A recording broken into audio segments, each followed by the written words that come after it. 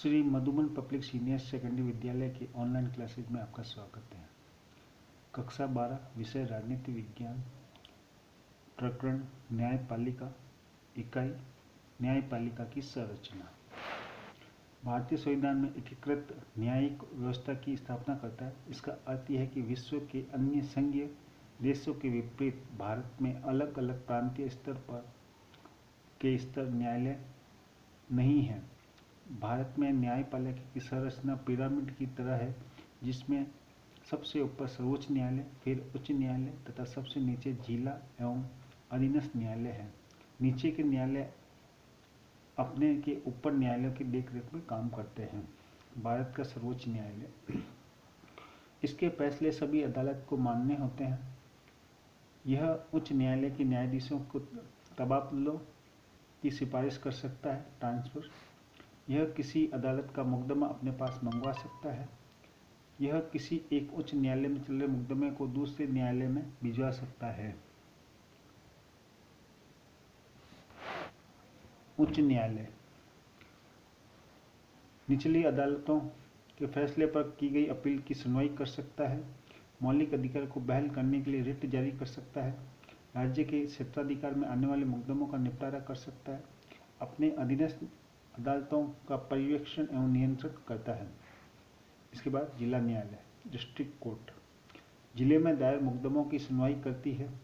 निचली अदालतों के फैसलों पर की गई अपील की सुनवाई करती है। गंभीर किस्म के आपराधिक मामलों पर फैसला देती है। फिर है अधीनस्थ न्यायालय, फौजदारी एवं दीवानी किस्म के मुकदमों पर विचार करती है।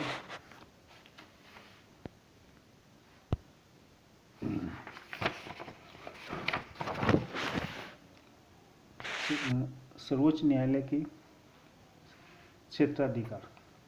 भारत का सर्वोच्च न्यायालय विश्व का सर्वाधिक शक्तिशाली न्यायालयों में से एक है, लेकिन यह संविधान द्वारा तय की गई सीमाओं के अंदर ही काम करता है। सर्वोच्च न्यायालय के कार्य और उत्तरदायित्व संविधान में दर्ज है। सर्वोच्च न्यायालय के कुछ विशेष क्षेत्राधिकार प्राप्त है। पहला, प्रारंभिक क्षेत्राधिकार। मौलिक क्षेत्राधिकार का अर्थ है कुछ मुकदमों की सुनवाई सीधे सर्वोच्च न्यायालय में कर सकता है। ऐसे मुकदमों में पहले निचली अदालतों में सुनवाई जरूरी नहीं होती है। संघीय संबंधों से जुड़े मुकदमों सीधे सर्वोच्च न्यायालय में आते हैं। सर्वोच्च न्यायालय का मौलिक क्षेत्राधिकार उससे संघीय मामलों से संबंधित सभी विवादों में एक एम्पायर या निर्णायक की भूमिका देता है। किसी भी संघीय व्यवस्था में केंद्र और राज्य के बीच तथा विभिन्न राज्यों में परस्पर कानूनी विवादों का उठना स्वाभाविक है। इन विवादों को हल करने की जिम्मेदारी सर्वोच्च न्यायालय की है। इसे मौलिक क्षेत्राधिकार कहते हैं, क्योंकि इन मामलों को केवल सर्वोच्च न्यायालय ही हल कर सकता है। इस कारण इसे एकमेव प्रारंभिक क्षेत्राधिकार भी कहा जाता है। इसके अलावा राष्ट्रपति एवं उपराष्ट्रपति के निर्वाचन संबंधी विवाद तथा मूल अधिकारों को अतिक्रमण संबंधी विवादों में भी सर्वोच्च न्यायालय में पेश किए जा सकते हैं। दूसरा, रिट संबंधी अधिकार। मौलिक अधिकारों के उल्लंघन पर कोई भी व्यक्ति इंसाफ पाने के लिए सीधा सर्वोच्च न्यायालय जा सकता है। सर्वोच्च न्यायालय का अपने विशेष आदेश रिट के रूप में दे सकता है। उच्च न्यायालय भी रिट जारी कर सकते हैं, लेकिन जिस व्यक्ति के मौलिक अधिकारों का उल्लंघन हो उसके पास विकल्प है कि वह चाहे तो उच्च न्यायालय या सीधा सर्वोच्च न्यायालय में जा सकता है। इन रिटों के माध्यम से कार्यपालिका को कुछ करने या न करने का आदेश दे सकता है। इसे समवर्ती प्रारंभिक क्षेत्राधिकार भी कहा जाता है। तीसरा, अपीलीय क्षेत्राधिकार। सर्वोच्च न्यायालय में अपील का उच्चतम न्यायालय है।